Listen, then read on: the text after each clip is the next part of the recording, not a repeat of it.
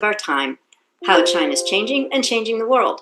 I'm Liz Economy, Hargrove Senior Fellow and co-director of the program on the U.S., China, and the World at the Hoover Institution at Stanford University. Today, we're going to focus on the relationship between the European Union and China, with a dash of the United States and Russia sprinkled in. July was a big month for the EU. It celebrated 50 years of diplomatic relations with China, and its insight and informed discussion to one of the most consequential issues of our time, how China's changing and changing the world. I'm Liz Economy, Hargrove Senior Fellow and co-director of the program on the U.S., China, and the World at the Hoover Institution at Stanford University. Today, we're going to focus on the relationship between the European Union and China, with a dash of the United States and Russia sprinkled in. July was a big month for the EU. It celebrated 50 years of diplomatic relations with China, and it signed a trade agreement with the United States, all while continuing to support Ukraine in its fight against Russian aggression. So to help us understand how the EU is keeping its head above water with all that's going on, we're going to speak with Noah Barkin, who is a senior advisor with the Rhodium Group, as well as a visiting senior fellow with the German Marshall Fund. He's based in Berlin, but we're lucky to get him while he's visiting here in the United States. Welcome, Noah. Hi, Liz. Great to be here. So the big news in EU-China relations is the summit that the two sides had in late July, celebrating 50 years of diplomatic relations. I want to get your take on what happened, what you think is coming next, but first let's level set the relationship. If you look back over the past decade or even more, what do you see as the defining moments in the relationship? How should we understand the evolution of the bilateral relationship? Well, I think looking at it from a European perspective, I would maybe start with the takeover by Chinese firm Midea of German robotics maker KUKA in 2016. The German government tried to stop this, but didn't have the tools to do so. So I think more than any other single event, that was the moment when Europe began to understand that deeper economic ties with China posed a substantial risk. And I think it was also the moment when European capitals realized that they needed new instruments to deal with this threat. Other events in recent years, I think that back in 2019, the European Commission published a document, Strategic Outlook on China, which labeled China a systemic rival. That was a big shift, I think, in how Europe thought and described China. I think Europe had always sort of soft-pedaled its rhetoric on China, and that was sort of a break from that and a signal that Europe was going to be talking public opinion in Europe towards China. Xi and Putin struck just shortly before Russia's full. We've seen a sort of a ramping up on the European side of economic measures to push back against China. So I think that speech was also significant in that it signaled a more robust European approach to some of the economic challenges related to China. I remember that speech. I was at the Commerce Department at the time, and it was such a great framing, that notion of de-risking, not decoupling, that, of course, we adopted it as well. And I think that's become the frame for the U.S. Let me just ask you a little bit more about that first event that you mentioned, which was the Chinese investment, I guess, and really takeover of KUKA, the German robotics firm, in 2016. Was it that they suddenly realized, the Europeans and the Germans suddenly realized that China was a much bigger economic competitor than they had sort of assumed? Or was there a national security element to this? Just what was the awakening all about? Would it have had the same impact, for example, if it had been a U.S. firm that had come in and bought this out? Well, I think it was a sort of realization that that China was employing a sort of top-down strategy. Of course, Made in China 2025 was launched a year earlier. There had been other takeovers that had caused concerns. You might remember back in the Obama administration, there was an attempt to take over a German semiconductor firm, Extron, where the Obama administration intervened because the Germans were gonna approve that, and that deal was reversed in the end. But it was the sense that and Chinese investment in Europe at the time was at a peak, 2016, 2017. I think it had been welcomed for many years. It was seen as a good thing, and suddenly there was a realization they are buying up strategic assets as part of a top-down strategy to become dominant in a set of key industries of the future. And so this was a sort of a key moment, I think, in how the German government thought about this and thought about Chinese investment and thought about the European assets, and that triggered the development of a number of tools, and it ultimately led to this strategic outlook document that I mentioned, where China was labeled a systemic rival. Right, that was a big moment. So you mentioned the Obama administration intervention, and I know, again, during the Biden administration, and I think even during the first Trump administration, there was a lot of effort expended to, quote, let's put it in quotation marks, educate the Europeans about the nature of the economic and security challenge that China presented. To what extent do you think the European relationship with China has either mirrored the U.S. relationship? Has it trailed behind by a couple of years? How do you see the two, if you were to juxtapose one against the other? How do you see the two of them? Well, it's an interesting question, Liz, because I think there is a lot of confusion, especially in the U.S., I think, about China has evolved. I think there is a narrative out there that Europe only got tough on China because of the U.S., because of pressure from the first Trump administration, then pressure from the Biden administration. And I think you can certainly find evidence that U.S. pressure had an impact on European policy in certain areas. I'm thinking of, the 5G debate and the role of Huawei in 5G networks.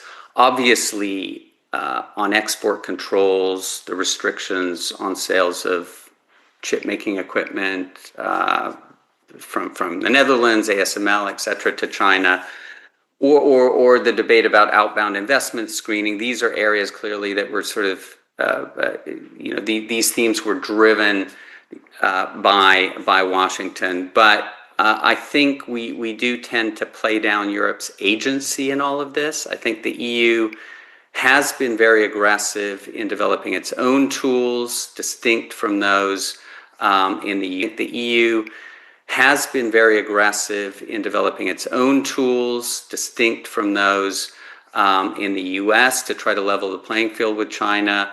The foreign subsidies regulation, for example, is a quite powerful tool that I think we'll be hearing about more in the coming months and years.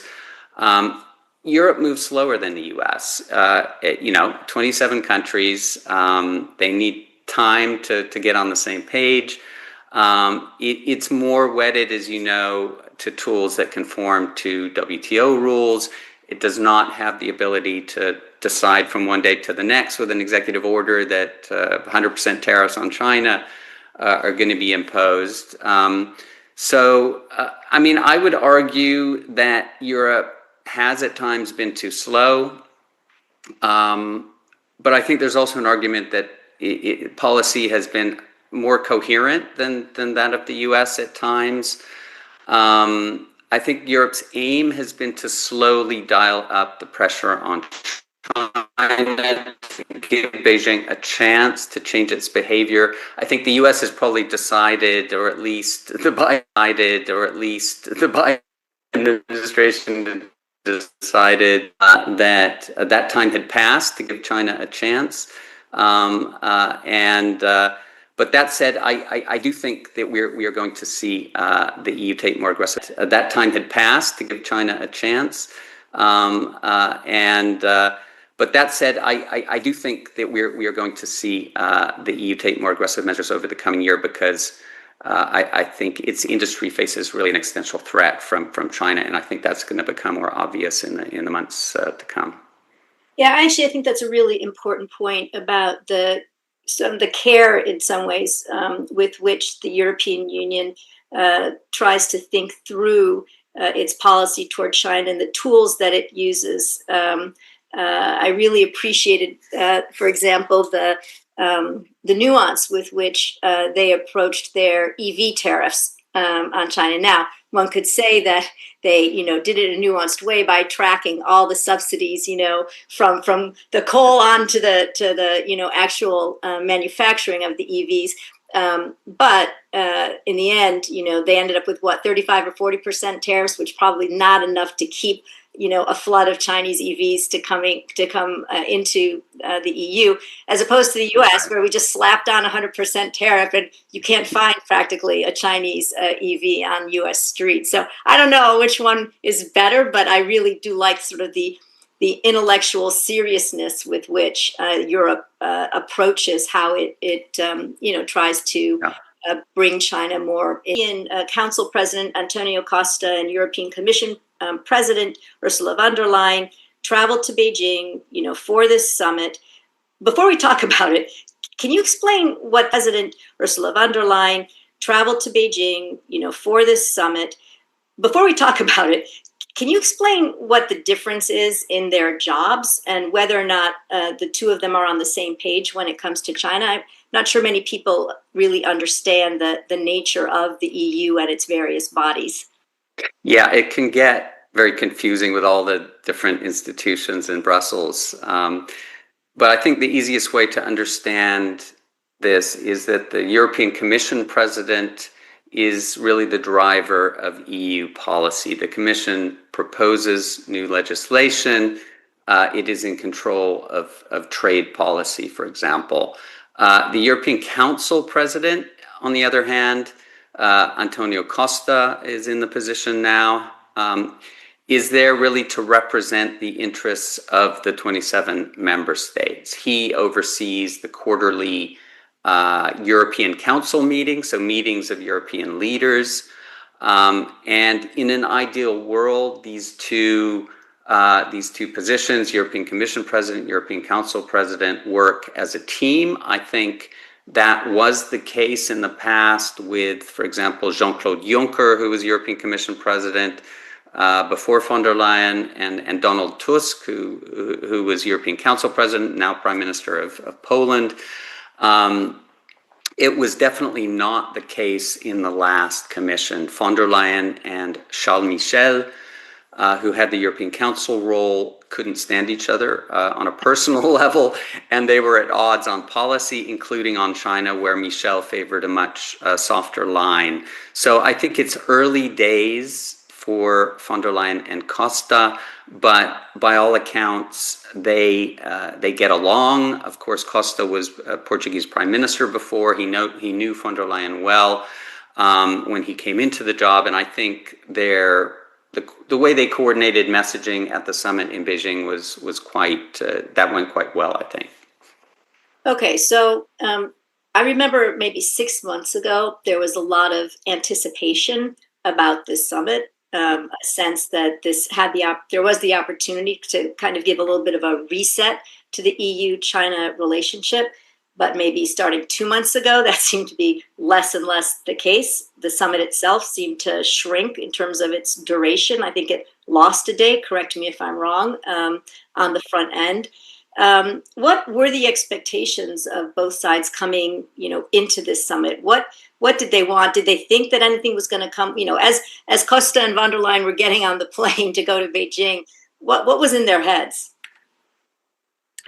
Yeah, well, I mean, as you mentioned, I think if you go back a few months ago to April, there were expectations on both sides that the summit might produce something concrete.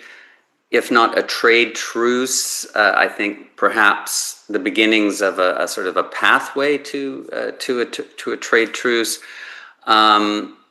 Heading into the summit, I think China's key demand was the removal of the EU's duties on Chinese electric vehicles. And the EU had a very long list of demands.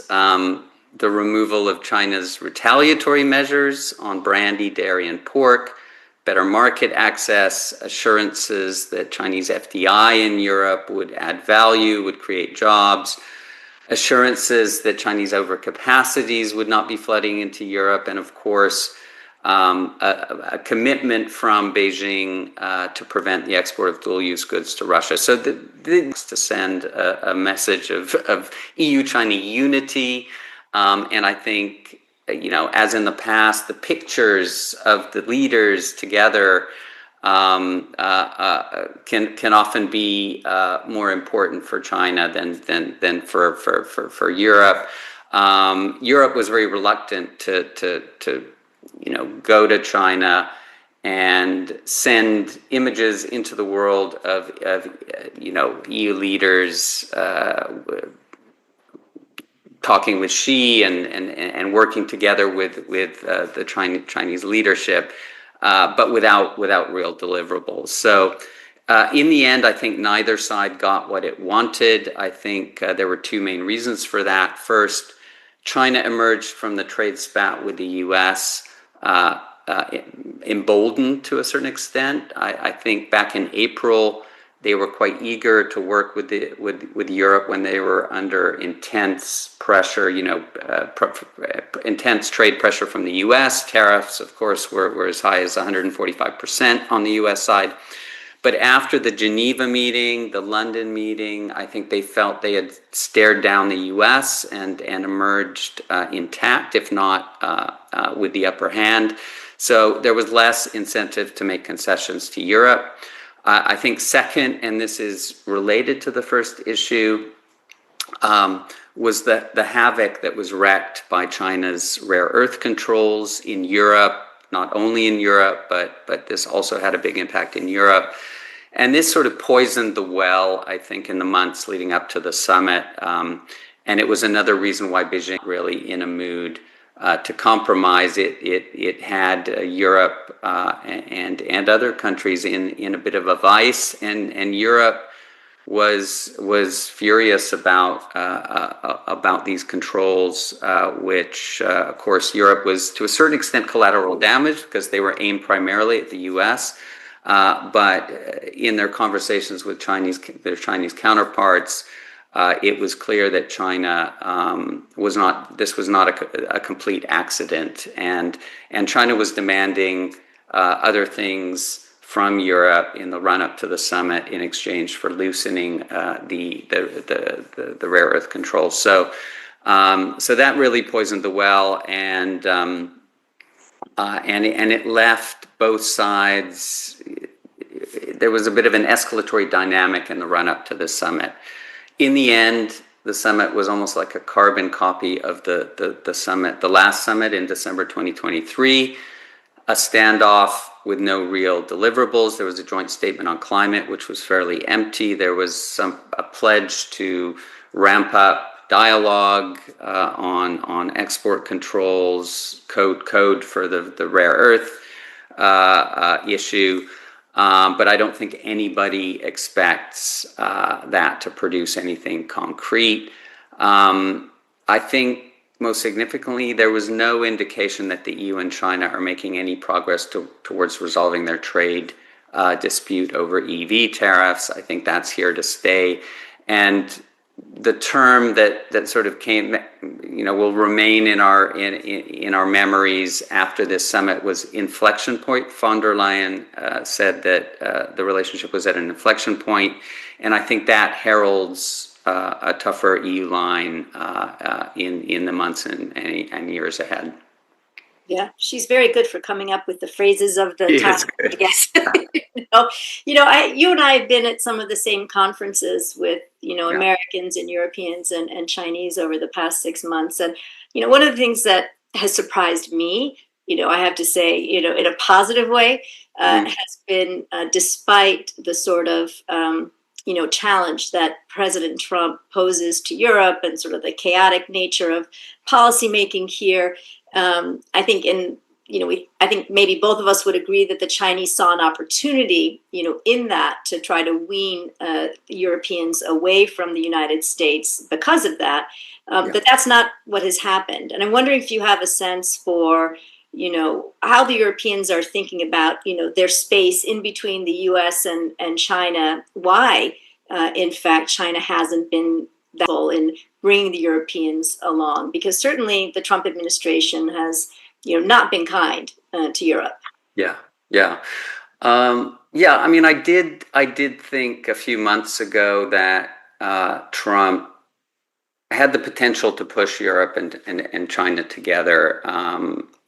Back in January, I think it was January 20th, the day Trump was re-entering the White House. Also, the day that Ursula von der Leyen appeared in Davos at the World Economic Forum, she gave a speech which was a bit of a rhetorical break from the past. She had become known as the sort of the main China hawk in Europe, and she talked about in that speech about perhaps boosting trade and investment ties with China under certain conditions, which was a new message, because she'd been talking about de-risking and reducing trade and investment for the past couple of years. So that sort of indicated that the Europeans were trying to, I think, leave the door open to China. But I think, what I just described in the run-up to the summit,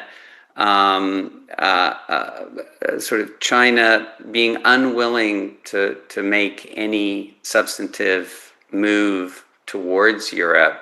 We did see some measures. We saw, for example, the removal of Chinese sanctions on members of the European Parliament. And we saw, for example,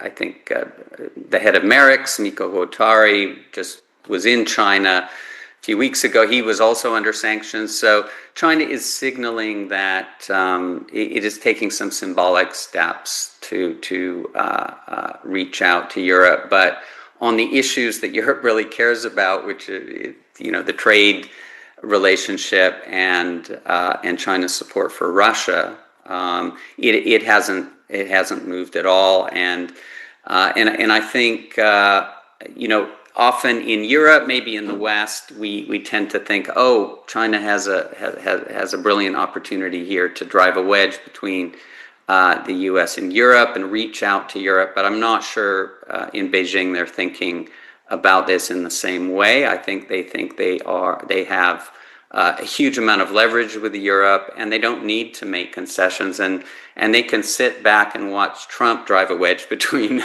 Europe and the U.S. Rather than try to do that themselves by offering concessions to Europe. So that's how I interpret it. I'm sure you have a view, Liz, but I think China is just not in the mood to make any concessions to Europe at the moment, and I think that was clear from the summit. Yeah, I think maybe my view goes back to a point that you made earlier, which is that Europe has its own agency. And so in that sense, Europe, as you say, has, serious concerns about Chinese overcapacity and, Europe being flooded, as the US has the same concerns, not only with solar panels and EVs and batteries, but looking ahead to legacy semiconductors and new materials and everything else that's on that Made in China 2025 list from back in 2015. So I think that's one. And then I think from what I've understood, again, from the meetings, that you and I have been in together, that red line is Chinese continued support for Russia. And Europeans simply cannot accept, or cannot think about a real, coming together of EU-China relations when China is so actively supporting, the main aggressor in Europe. And Europe has real fears, I think, of what might come next. In a sort of if Ukraine does not stand as a sovereign state after this. So I think to me that's really the heart of it, is just that Europe has its own issues with China now, and it's not about simply aligning with the United States or with what the U.S. wants. And Beijing has always had a hard time understanding or acknowledging. Sometimes I think some analysts in in China do understand that Europe does not simply agree with everything that the United States says and doesn't simply follow the U.S. And it's just convenient for them to say that, Europe is an agent of the U.S. and it needs its strategic autonomy. But I think that's really probably, for me in any case, that's really the sort of most salient point, is that Europe, especially now with the Trump administration, has carved out and will continue to carve out its own China policy. And I think that's, pretty essential for not only for China to appreciate, but probably for those of us in the United States to appreciate as well. So let me just ask you a little bit more about the China-Russia dynamic and why you think that China has held on so firmly to its support of Russia in the face of both, EU and US condemnation, as well as, there are certainly analysts within China that are critical of Xi Jinping's decision to support Russia as opposed to align with the US. I mean, as you look at the two, meaning Russia and China, do you think there's anything that might drive a kind of schism between the two of them? Or is this, really, the no limits partnership? Well, I'm not an expert on China's relationship with Russia, but I think that more than 3 years into Russia's full-scale war with Ukraine, we should stop speculating about a split between Beijing and Moscow. It's not happening. On the contrary, Beijing is becoming increasingly defiant, I think, about its support of Russia. There was reporting from the South China Morning Post earlier this month that Wang Yi, the Chinese foreign minister, made very clear during a meeting with the EU's top diplomat, Kaja Kallas, in Brussels in early July, that Beijing wants to keep the US off balance and distracted with the war in Ukraine. That was an incredible statement. Right? Incredible statement. That was just, I think, a very atypical moment for Wang Yi, where he really just revealed the true thinking of China. Sorry. Exactly. And she, according to the people in Brussels that I've talked to, expressed some exasperation at the EU-China summit with the EU complaints about China's support for Russia. China has made very clear that it's going to retaliate against Europe for its sanctioning of 2 regional banks for facilitating banned trade with Russia. So I sense maybe a shift. In the early years of the war, China was sort of denying, deflecting. No, we don't support Russia. We don't like what Putin is doing. We just want peace. And that message is shifting a little bit. Certainly in the private conversations, I think there is more defiance.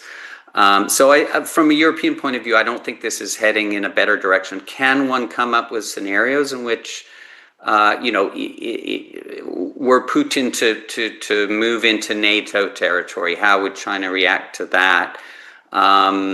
If the U.S. were to ramp up sanctions and get serious about confronting Russia, which I'm still very skeptical about, despite some of the recent rhetoric from Trump.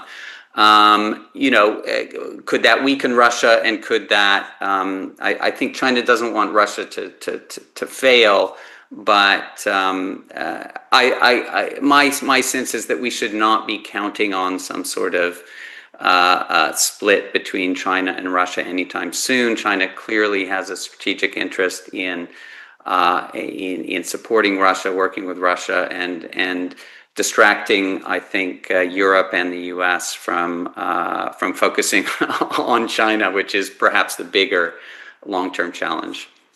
Right, and to that end, what about the sort of larger Indo-Pacific security region and Europe's interest? I think the Biden administration certainly worked hard to take what I think was nascent interest in the EU in sort of Indo-Pacific security. I mean, they'd all long had an interest in the region for economic relations, for trade and investment, but the security, I think, aspect of it was relatively new.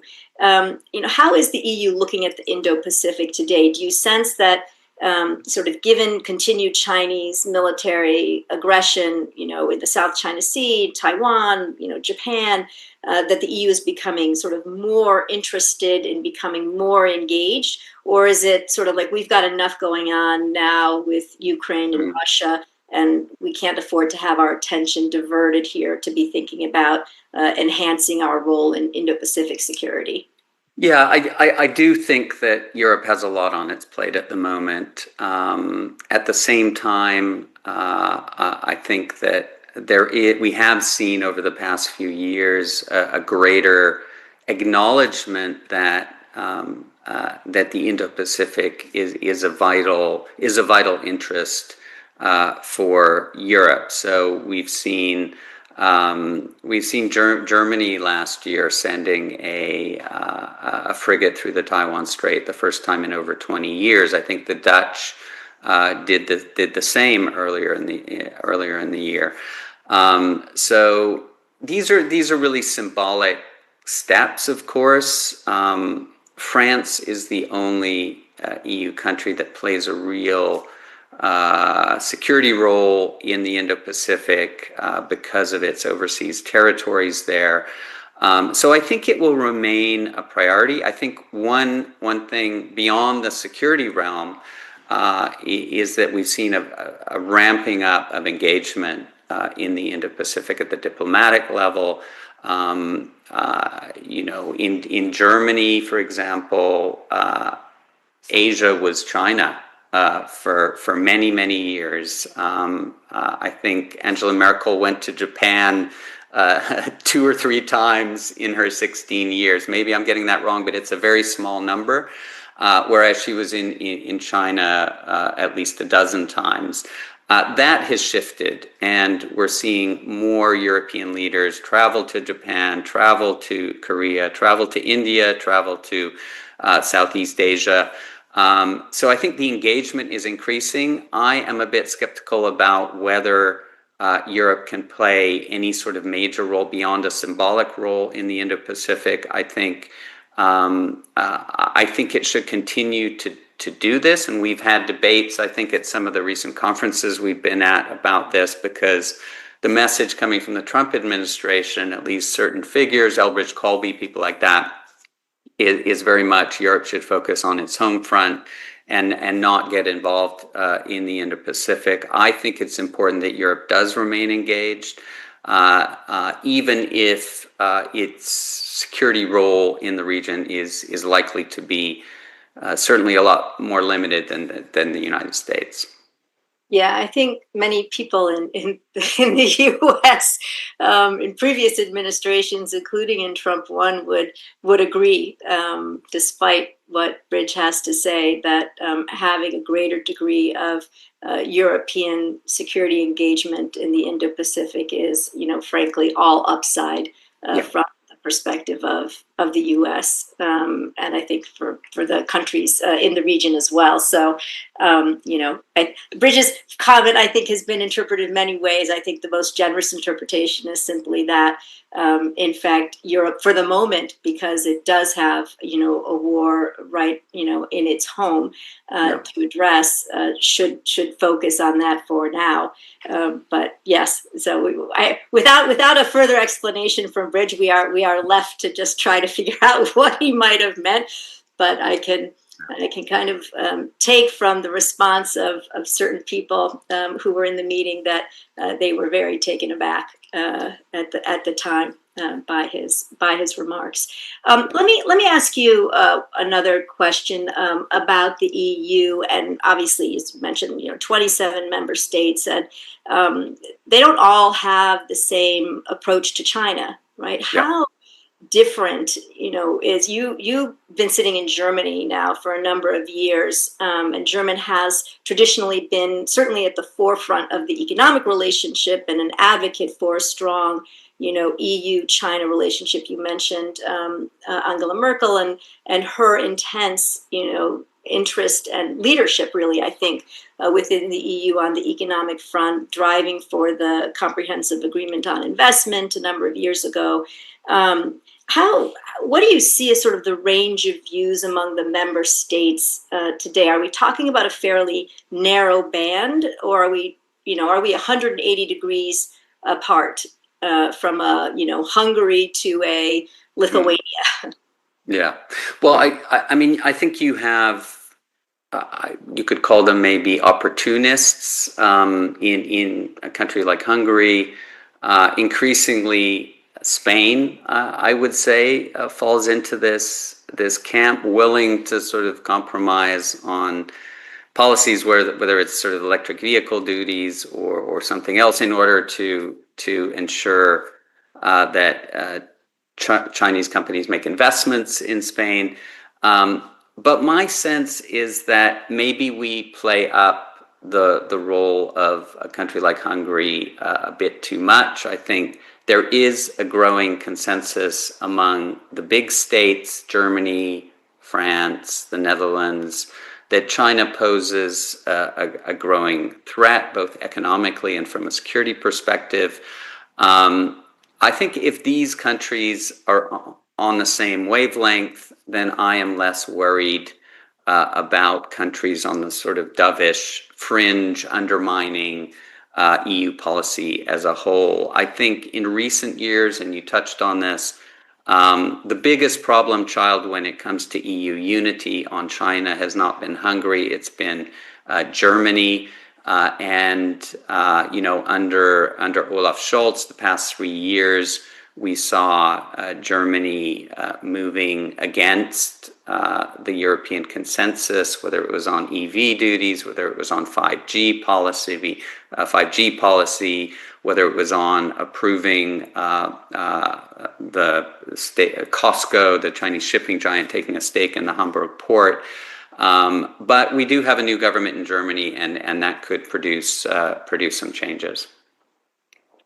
Okay, so I always end with a couple of just quick questions. So what article or book on China would you most recommend? Well, I'm reading a lot of fiction lately to stay sane, Liz, but so I'm not going to give you a terribly original response here, but I just started Apple in China, which I think is a book that all people that are interested in China and the West's relationship with China should be reading. I saw in recent days that Apple is shutting its first store in China, which is an interesting development. So that's a timely peg, I think, for recommending this book. And I was just talking to Patrick McGee, the author, last week. I'm sure he would appreciate your plug, but I also have to tell you, he doesn't actually need it because that he probably doesn't need my plug, right? It's selling through the roof. So next time, I want you to think about some poor author who's written a great book but isn't getting quite the attention that Apple in China is getting. Well-deserved attention, I have to say. Okay. And what do you think we don't know enough about when it comes to China? Obviously, there are 1,001, China experts, and there are an equal number of people who pretend to be experts. But what do you think? What do you think the average person just doesn't, or even the expert really doesn't understand about China that you would like to know more about? Well, I think a broader issue, and this will sound familiar because my colleagues at Rhodium Group talk about this. Dan, for example, Dan Rosen, is just the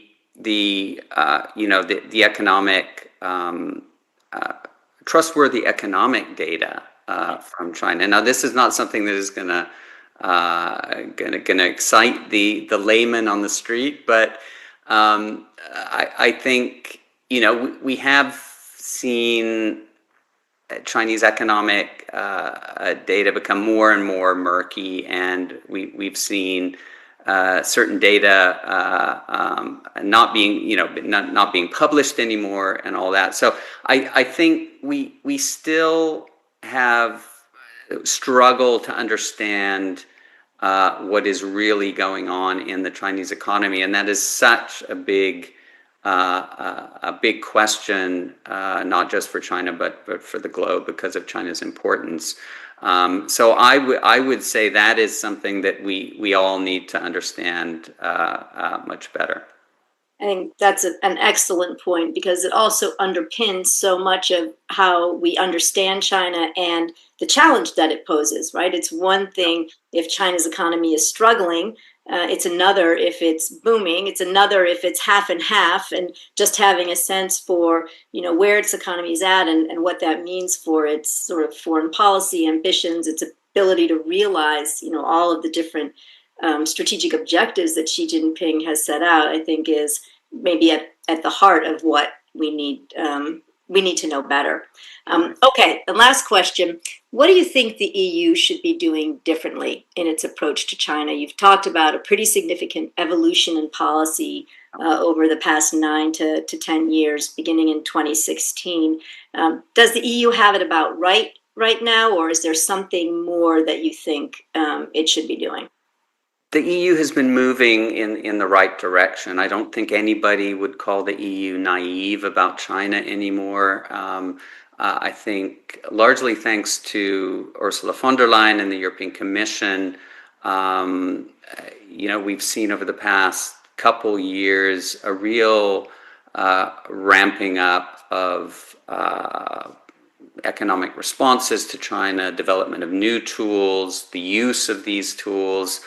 I think the big challenge really going forward is the big member states sort of assuming leadership on China and taking some of the burden off of the European Commission. I think that's been impossible because I think Germany was not in the right place. But my hope is that, as I mentioned before, that Germany, France, Poland, the Netherlands, and some Nordic countries, maybe Italy, can increasingly drive the agenda a bit more. And because a lot of what the Commission is proposing, it can't do without the agreement of the member states. For example, on connected vehicles, the Biden administration introduced rules. The Trump administration is likely to develop these further. The Commission can come out with recommendations on this, but this is really something that is in the hands of the member states. So why not have Germany, France, and a few other countries come together, reach a consensus, and drive a certain approach to this. Conditioning of Chinese FDI is another issue. So I would like to see the member states assume more of the burden. I think the Commission has done a very good job, but it's limited in how far it can push things. And we do have a change of government in Germany, so there is an opportunity here. Merz has taken a much more, I think, Europe-first approach as opposed to a Germany-first approach when it comes to foreign policy so far. It's still early days. He's been in office less than 3 months. But this would be my big wish for the coming year, because I think Europe has a window. The politics in Europe is very difficult. We saw the Dutch government fall apart just a few months ago. So there's a window here before elections in France, for example, in a couple years' time for Europe to really move forward. And I think it's the big member states that need to drive that. It's a great point, and it's great to hear you be so optimistic. Because I know cautiously optimistic. I know that you tend to see a little bit of the darker side of things. So if you're being optimistic, then I take that as a really positive note. So let me thank you, Noah, for sharing your expertise with us, and particularly for doing so while you are on vacation. Let me also commend to our viewers and listeners your Watching China in Europe monthly newsletter. It's a terrific way to keep up to date on all the happenings in that relationship. Thanks for inviting me, Liz. Great to chat, and look forward to seeing you at a China conference soon. If you enjoyed this podcast and want to hear more reasoned discourse and debate on China, I encourage you to subscribe to China